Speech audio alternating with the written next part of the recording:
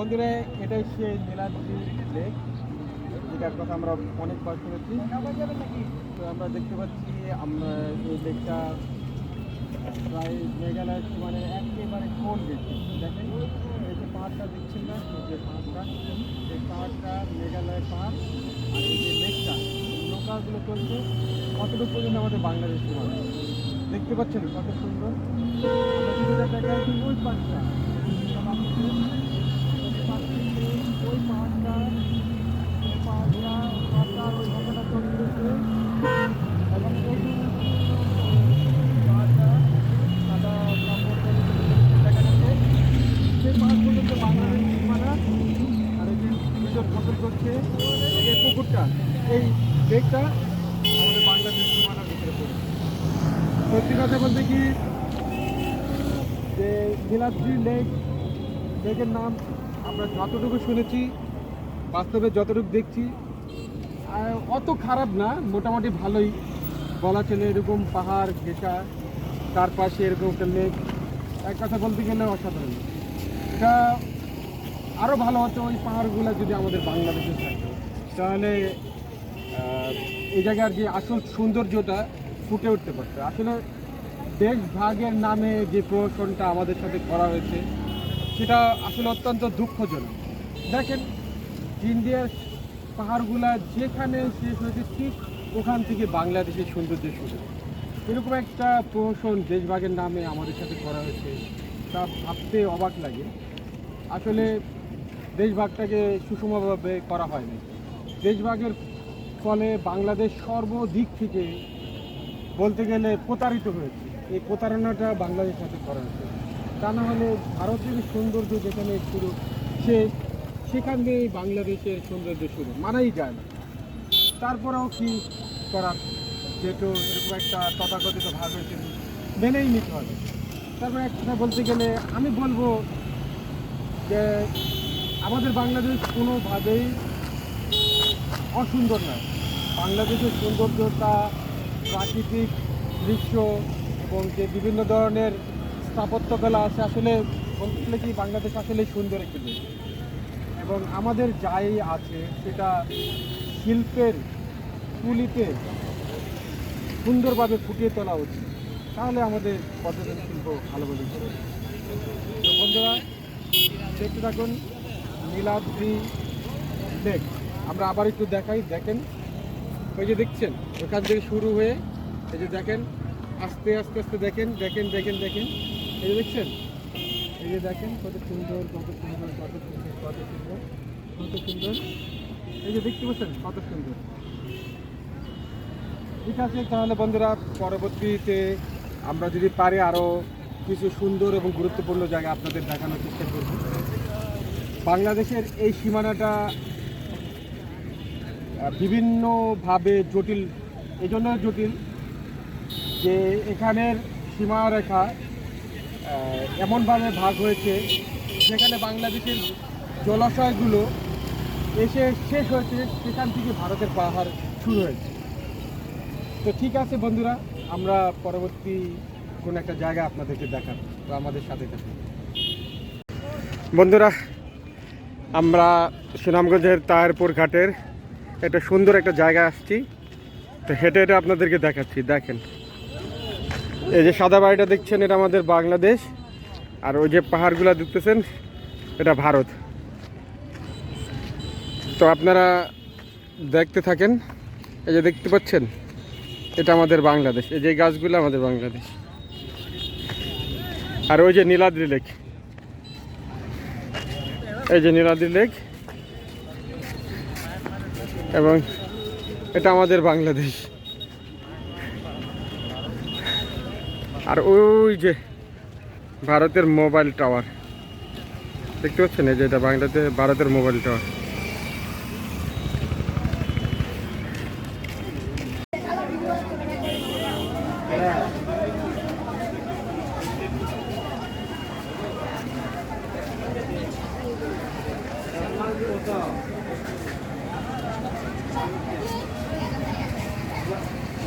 হ্যাঁ, এটাই বাংলাদেশের সীমান্তের শেষ বাজার, এই সীমান্তের শেষ বাজার। ওই যে দেখেন ভারতের পাহাড়, মেঘালয়ের পাহাড়, বুঝছেন? এটাই বাংলাদেশের এই সীমান্তের শেষ বাজার এবং শেষ জায়গা।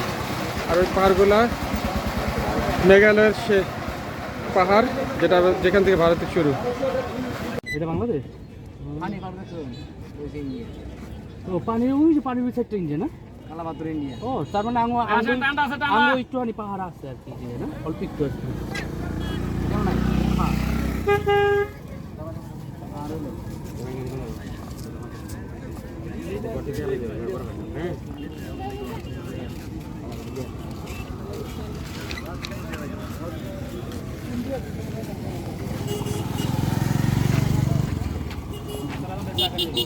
ঠান্ডা দেওয়া আছে, বরফ দেওয়া আছে।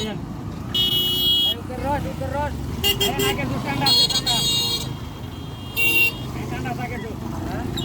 খাইলে বুঝবাই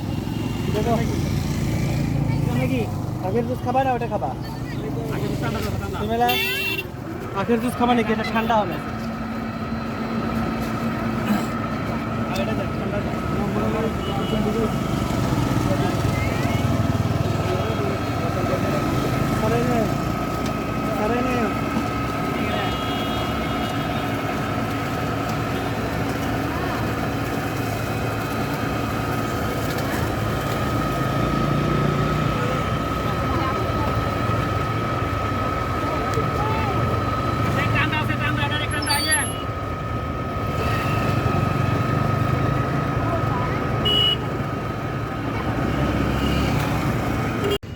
বন্ধুরা, আমরা সুনামগঞ্জের তাহেরপুর ঘাটের একটা সুন্দর একটা জায়গা আসছি, তো হেঁটে হেঁটে আপনাদেরকে দেখাচ্ছি। দেখেন এই যে সাদা বাড়িটা দেখছেন, এটা আমাদের বাংলাদেশ। আর ওই যে পাহাড়গুলো দেখতেছেন, এটা ভারত। তো আপনারা দেখতে থাকেন। এই যে দেখতে পাচ্ছেন, এটা আমাদের বাংলাদেশ। এই যে গাছগুলো আমাদের বাংলাদেশ। আর ওই যে নীলাদ্রি লেক, এই যে নীলাদ্রি লেক, এবং এটা আমাদের বাংলাদেশ। আর ওই যে ভারতের মোবাইল টাওয়ার দেখতে পাচ্ছেন, এই যে এটা ভারতের মোবাইল টাওয়ার।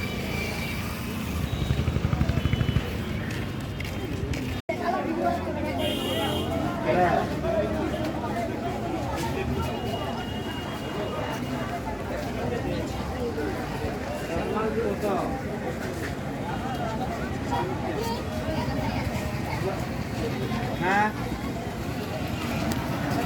এটাই বাংলাদেশের সীমান্তের শেষ বাজার, এই সীমান্তের শেষ বাজার।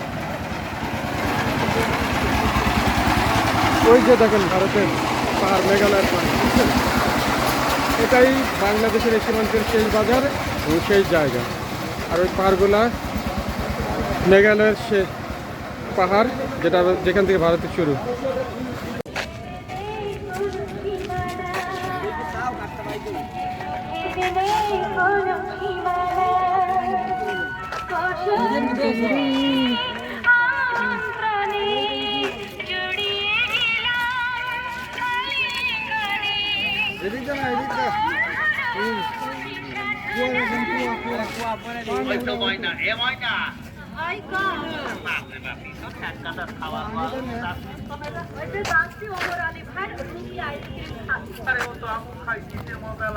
গরমের আরাম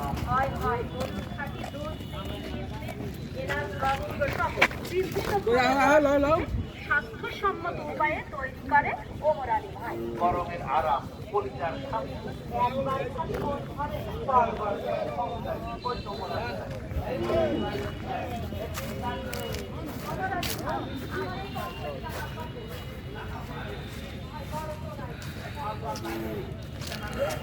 আমি এখন ইন্ডিয়ার বর্ডারের দিকে যাচ্ছি। এই যে দেখতে পাচ্ছেন আমাদের বাংলাদেশের গরু। আমি গরুর সাথে একটু দুষ্টামি করবো।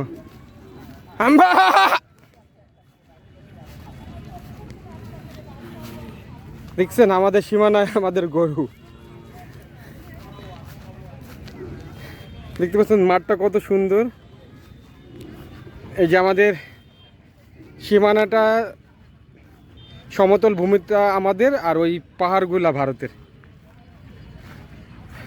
দেখতে পাচ্ছেন?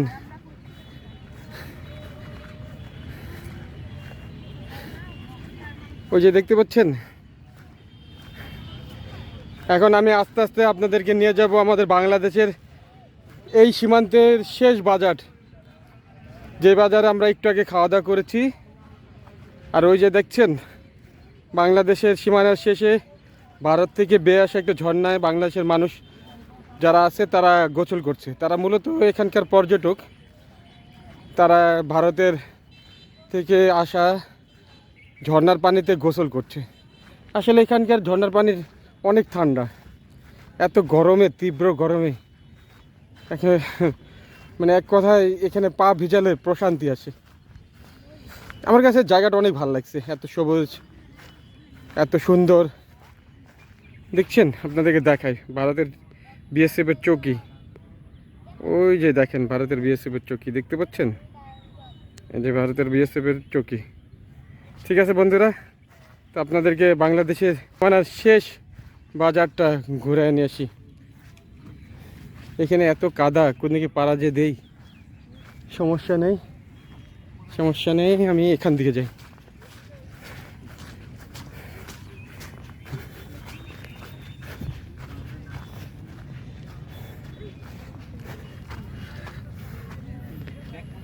ওই যে দেখছেন আমাদের বাংলাদেশের, দেখেন আমাদের বাংলাদেশের মানুষ কোথায় উঠছে, দেখছেন? দেখা যাচ্ছে? এই যে দেখছেন আমাদের বাংলাদেশের মানুষ, ওটা কিন্তু ভারতের অংশ। তারা বাংলাদেশ দেশের থেকে তারা ভারতের দিকে গেছে, যেটা আসলে সম্পূর্ণ বেআইনি। ঠিক আছে, আমি ওইদিকে যাবো না, কারণ আমি আন্তর্জাতিক আইনের প্রতি শ্রদ্ধাশীল এবং আমার দেশকে যেহেতু আমি রিপ্রেজেন্ট করি, তাই আন্তর্জাতিক আইন ভেঙে আমি ওখানে যাব না। আমি আমার জন্মভূমি থেকে ভিডিও করে আপনাদের দেখাচ্ছি, কিন্তু আমি ওখানে যাব না। ঠিক আছে বন্ধুরা, আমি এই যে দেখেন পাহাড়ি ঝর্ণা থেকে বেয়ে আসা পানি, আমি লাফ দিয়ে ওইখান থেকে পাড়ি দিব। ঠিক আছে, আপনারা দেখতে থাকুন বন্ধুরা। জানি না মোবাইলটা পড়ে যায় কিনা, তো দিচ্ছি লাফ দিয়ে পার হয়ে গেলাম। ঠিক আছে, এখন বাংলাদেশের শেষ সীমান্তের যে বাজার রয়েছে সেটা আপনাদেরকে দেখাতে নিয়ে যাচ্ছি। ঠিক আছে বন্ধুরা, দেখতে থাকুন। শেষ সীমান্তের বাজার, আপনাদেরকে আমি পুঙ্খানুপুঙ্খ দেখাচ্ছি। এই দেখেন, ও কাদা ভিতরে পাড়া গেছে।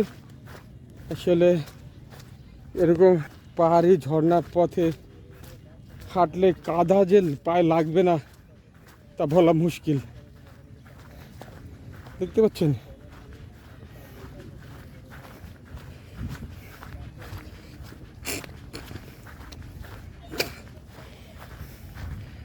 মাথা পাগল নষ্ট করা অবস্থা, কোথা থেকে কোথা দিয়ে যাই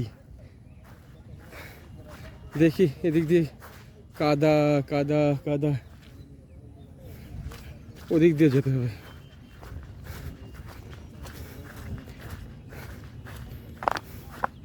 এত কাদা, কর্দমাক্ত পথ, মানাই যায় না।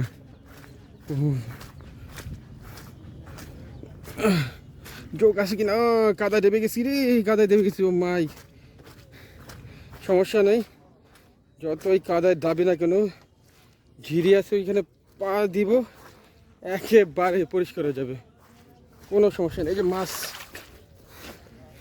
ঝিরির পানিতে পা দেবো, একেবারে পরিষ্কার হয়ে যাবে।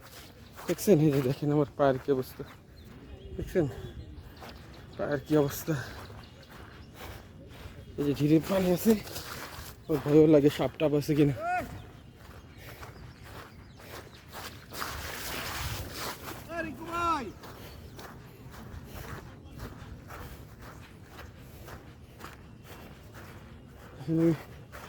পাহাড়ি ঝরার পানিতে পা ধুবে, একেবারে পাটা পরিষ্কার হয়ে যাবে, বিলিভ মি। এই যে দেখেন পাহাড়ি ঝর্ণার পানি অনেক ঠান্ডা। এটাতে একটা বিশেষ কেমিক্যাল আছে আমি মনে করি, আমি জানি না এখানে কত কাদা লাগছে, এখানে গ্যাস ভুলেই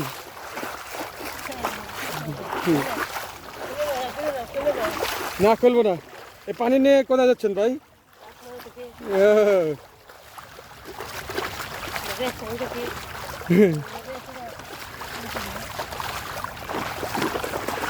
খুলবে না, জুতা শক্ত করে পড়ছি। দেখছেন বন্ধুরা, জুতা পরিষ্কার একদম চকচক হয়ে গেছে। আমি যখনই পাহাড়ে এরকম রাস্তায় আসি তখনই যদি কাদা পড়ে এই ঝর্নার পানিতে এসে জুতা এমনি পরিষ্কার করে নিই। বাহ, জুতা পরিষ্কার হয়ে গেছে, যদিও জুতার ভিতরে অনেক পানি, কোনো সমস্যা নেই।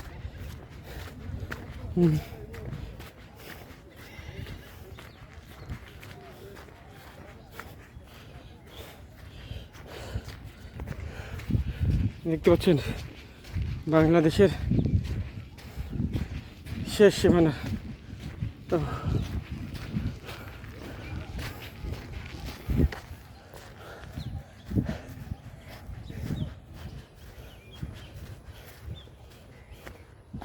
এই যে দেখেন সীমান্তের রাস্তা আঁকা বাঁকা, দেখতে পাচ্ছেন। আমি ওদিক দিয়ে দেখাচ্ছি অপোজিটে ইন্ডিয়ার পাহাড়গুলো, যে দেখেন, এই যে দেখেন, দেখছেন এটা ইন্ডিয়ার পাহাড়গুলো, ঠিক আছে। এই যে বাংলাদেশ,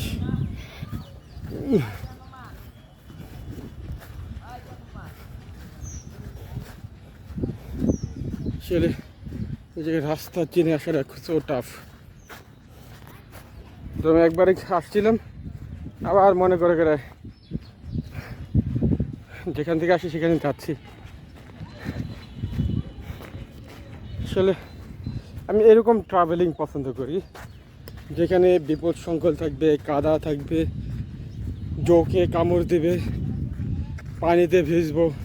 এই যে আমি শার্ট জামা কাপড় পরে গোসল করছি, একটুও চেঞ্জ করি নাই, এবং এই ভেজা কাপড় থাকা অবস্থায় আমি সেই টাঙ্গুয়ার হাওর থেকে প্রায় 1.5 ঘন্টা ট্রলারে করে এখানে আসছি। তারপরে কাপড় যা আছে এটা অটোমেটিক্যালি শুকিয়ে গিয়েছে। শুকিয়ে যাওয়ার পরে আবার আমি ভিডিও শ্যুট করছি, খাবার দাবার খাইছি, খাইয়ে আবার এখানে আসছি।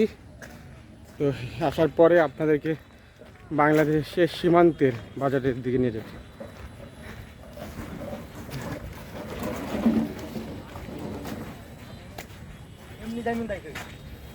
মুখের কথা একটা অন্তর কথা আমি মনে করবো।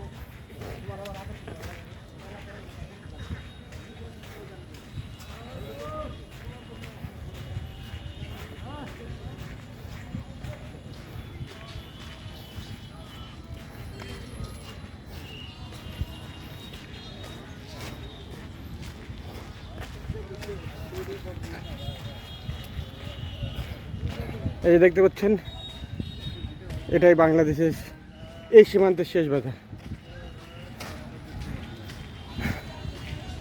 আশ্চর্যের বিষয় যে শেষ বাজার হলো এখানে মোবাইল নেটওয়ার্ক পুরোপুরি আছে, এবং এখানে বিকাশ, নগদ এর সার্ভিসও আছে। একেবারে বাংলাদেশের একেবারে শেষ সীমানা এসে যে এরকম সার্ভিস আমরা পাবো, এমনকি এখানে বিদ্যুৎও আছে। আমাদের দেশ যে পিছিয়ে নেই তার বড় প্রমাণ হলো এটা, ঠিক আছে। এরকম একটা দুর্গম প্রত্যন্ত অঞ্চলেও বিদ্যুৎ আছে, এবং 4G ইন্টারনেট আছে, এবং মোবাইল ব্যাংকিং সার্ভিস আছে। সত্যি ভাবতে অবাক লাগে, আমাদের বাংলাদেশ অনেক দূর এগিয়েছে। সবচেয়ে বড় কথা হলো বাংলাদেশের মানুষ পরিবর্তনে বিশ্বাসী, এবং যে কোনো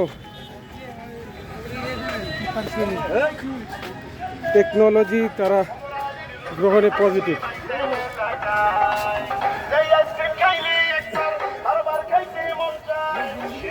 এটাই বন্ধুরা বাংলাদেশের এই সীমান্তের শেষ বাজার।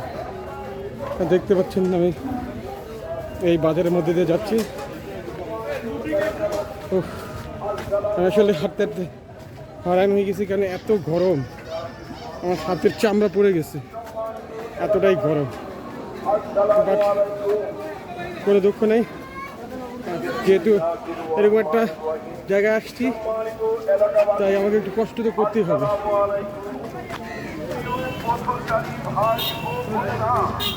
আপনাদের সবাইকে জানাই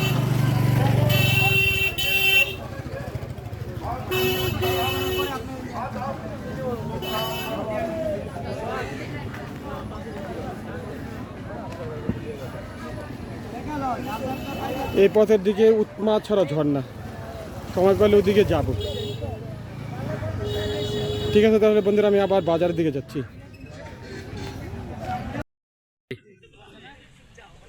বন্ধুরা, আমরা আছি এখন বাংলাদেশ ইন্ডিয়া বর্ডারের খুব কাছাকাছি।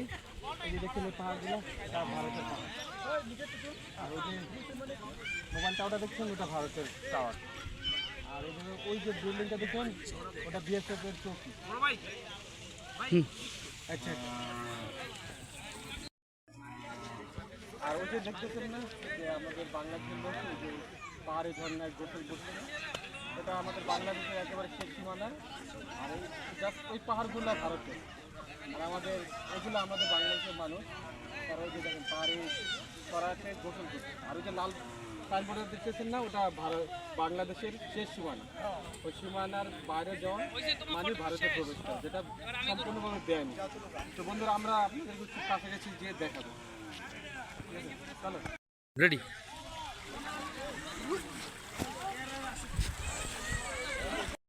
ওই যে আমাদের বাংলাদেশ শেষ সীমানা, চলেন যা দেখি, আসেন।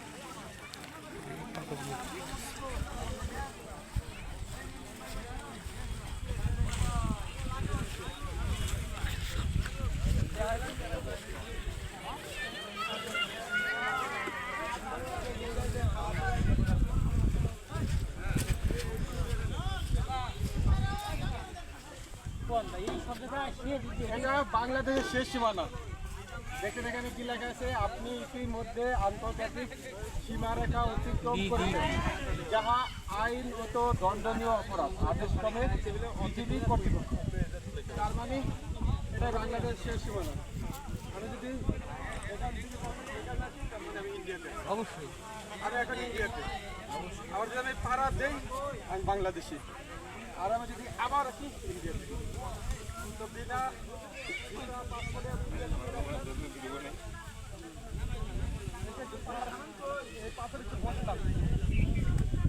ইন্ডিয়া থেকে বাংলাদেশ দেখতেছে,